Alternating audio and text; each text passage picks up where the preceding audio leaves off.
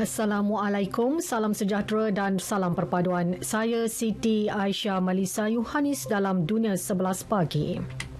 Malaysia dan Australia menyatakan komitmen masing-masing untuk mengeratkan hubungan dua hala di bawah Kerjasama Strategik Komprehensif CSP. Perkara itu dinyatakan Perdana Menteri Datuk Seri Anwar Ibrahim menerusi hantaran di Facebook. Beliau yang menerima panggilan telefon daripada rakan sejawatan Perdana Menteri Australia Anthony Albanese memaklumkan kedua-dua negara turut bersetuju mengukuhkan kerjasama dalam pelbagai bidang termasuk perdagangan dan pelaburan, pendidikan, pertahanan serta hubungan sesama rakyat. Menurut Perdana Menteri Australia adalah rakan rapat dan penting bagi Malaysia. Malah Canberra merupakan rakan dagangan ke-13 terbesar Malaysia pada tahun lepas dengan nilai dagangan berjumlah 52.28 bilion ringgit. China menjangkakan kemuncak jangkitan COVID-19 akan berlaku dalam masa seminggu sekaligus akan meningkatkan tekanan lagi terhadap sistem kesihatan negara itu. Perkembangan itu dinyatakan Pengarah Pusat Penyakit Berjangkit Kebangsaan Zhang Wenhong. Menurut Wenhong, gelombang itu berkemungkinan akan berlarutan sehingga 2 bulan. Beliau menyarankan masyarakat supaya bersedia dengan situasi yang tidak dapat dielakkan itu.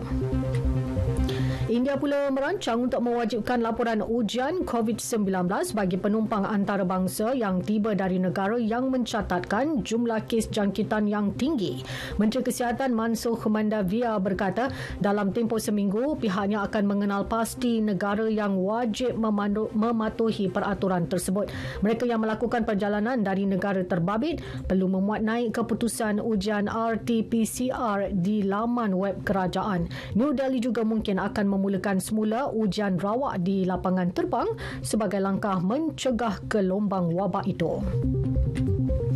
Penggubal Undang-Undang Amerika Syarikat AS meluluskan pakej perbelanjaan tahunan menyeluruh berjumlah 1.7 trilion dolar. Pakej itu termasuk bantuan kepada Ukraine bernilai 45 bilion dolar serta perbelanjaan untuk pembaharuan sistem perundangan bagi tujuan mengelakkan serangan ke atas bangunan Capitol AS tahun lepas berulang. Rangka tindakan itu telah diluluskan di Dewan Rakyat selepas mendapat 225 undian. Siti Veni Rabuka disahkan sebagai Perdana Menteri baharu Fiji. Bekas komander tentera itu menewaskan bekas penyandang Frank Bainimarama dengan 28 undi berkelebihan 1 undi. Sesi undian itu dilakukan secara tertutup di Parlimen hari ini. Kemenangan Rabuka diisytihar Speaker Naikama Lala Balavo. 3 maut manakala 3 yang lain cedera selepas seorang lelaki warga emas melepaskan tembakan di pusat kebudayaan Kurdish dan salon dandanan rambut di Paris. Tembakan itu mencetuskan panik di Rue d'Anhan, sebuah kawasan kedai dan restoran yang sibuk menempatkan populasi Kurdish terbesar. Bagaimanapun pelaku yang berusia 69 tahun itu berjaya diberkas polis. Suspek warga tempatan itu sebelum ini pernah didakwa dengan keganasan perkauman serta dikaitkan dengan percubaan membunuh antara tahun 2016 dan 2021. Tragedi berdarah tersebut juga mencetuskan protes masyarakat Kurdish di tengah bandar Paris. Komuniti itu menyifatkan serangan berkenaan mengembalikan trauma mengenai 3 pembunuhan yang belum diselesaikan pada tahun 2013.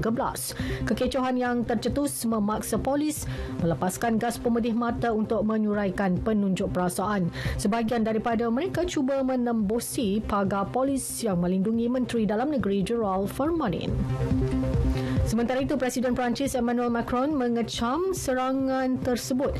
Beliau menyifatkan insiden itu sebagai sesuatu yang keji kerana menyerang masyarakat yang sedang berjuang meneruskan hidup. German Chancellor Olaf Scholz turut mengutuk serangan tidak berperi kemanusiaan berkenaan.